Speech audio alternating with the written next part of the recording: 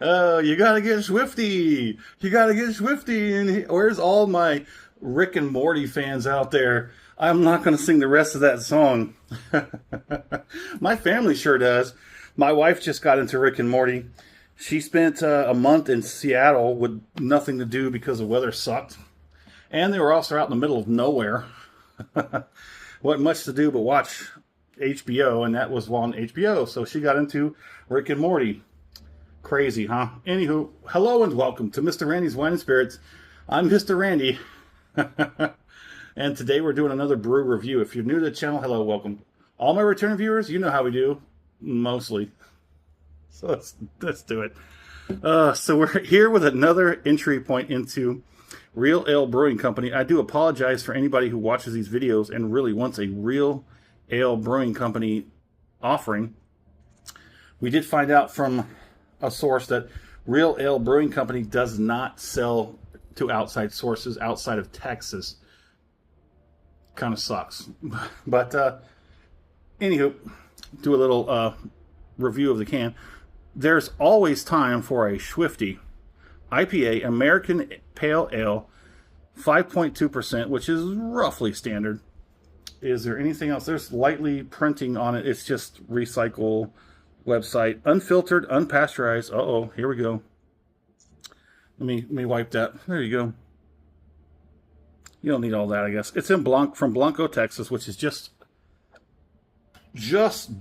north of San Antonio.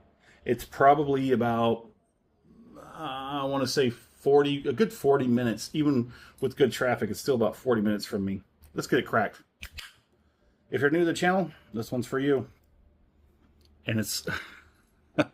Maybe I shook it up a little too much when I was moving it around. So if you're also new to the channel, understand that Mr. Randy, when he does his brew reviews, he also does non-brew reviews. And I try and get singles. This is a very weird thing that I got this from my local specs. It seems I need to talk to the manager next time I go. This weekend when I go in there, I'm going to want to talk to the manager. Not trying to be a Karen. Hopefully they understand that. I always worry about that. I'd like to speak to your manager. Oh crap, a Karen. No, I just want to talk. I just want to know some things because almost every other weekend I go in there, they have different stuff. That's why you're seeing so many of these on there, because every time I go in there, there's something new. They have like a little end cap sort of thing, and it's mostly empty. Every single time I go in there, it's mostly empty. But there's probably, I don't know, 24 cans on there of seemingly random stuff. I think they just put that on there to try and break up packs and get rid of stuff. I need to go in there. Next time I go in there, I'm going to ask to see if I can talk to a manager, supervisor, somebody that can tell me how often do they get new stuff and sample and, singles and whatnot. I might even ask them to break up some stuff because there's a bunch of variety packs that I would love to take home, but I've already tried a couple of them in the variety packs, and that would it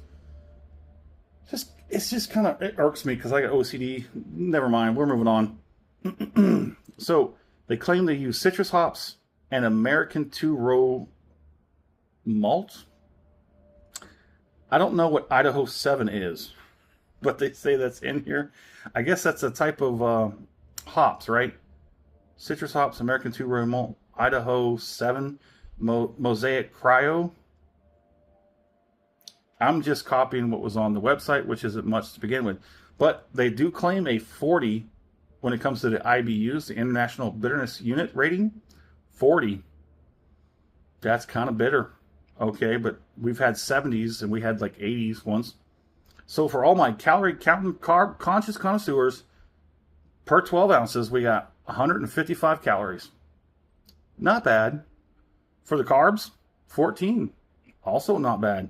And 2 grams of protein. It's always good to have a little protein added in their drinks, right? So Mr. Randy paid $2.66 out the door for this 5.2% alcohol by volume. Let's get it under the nose, shall we? Oh, hold on. Let me give it a white. And that's not too bad for a pale ale. And if you can see, I don't want to tip it too much, but it's got a nice oily, slightly beige head. Even though it's condensed down a little bit, it's still holding strong. It's got a little nice oily sheen on it, which we'll get to that in a moment. On the nose, it almost smells like a hoppy IPA. It does. Well, APA. Oh, American Pale Ale. Dirt.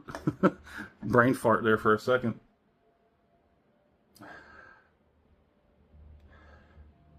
It does kind of come across as a light IPA on the nose. It's hoppy. It's got me thinking about Cottonmouth. Oh boy. Let's get on the palate. It does. It does kind of come across like an IPA. American Pale Ale. There's no more information I can say off of that, except maybe it's the hops that is making it. I haven't dove. Either one's fine. I haven't gone far down the road as far as figuring out hops and the malts and the yeasts and stuff. I'm just conveying information I pick up along the way. I might feel like some people watching the video might find that information pertinent. Cool. I have yet not understood it, but I keep seeing citrus hops. Every single time I get one of these sort of dry-ended cotton mouth sort of thing going on.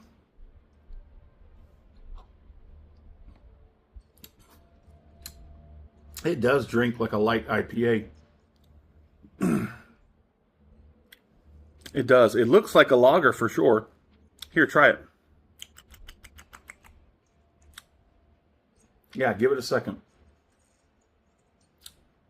Yeah, that dryness that comes. Yeah, see? That dryness comes on like an IPA. It's kind of light. It's not as bad as some of them that just straight up give you straight cotton mouth. A 40 IBU. Citrus hops. Mosaic. Cryo. It's got a relatively nice middle point for the calories and the carbs. Let's go ahead and get one more.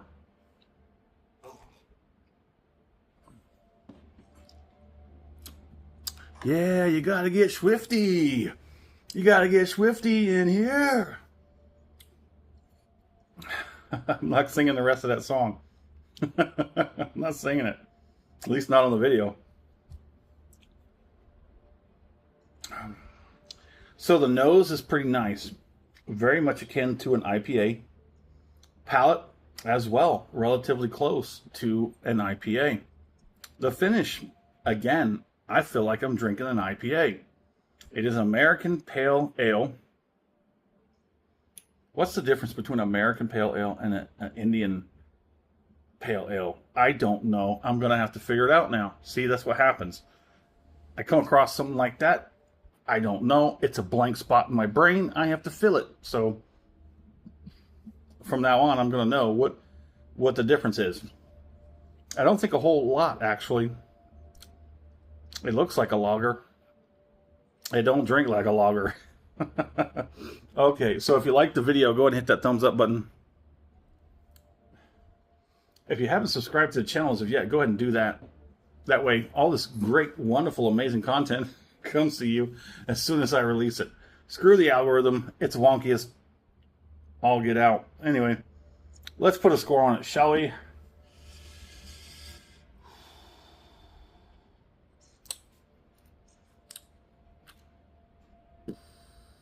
Weak 3 out of 5.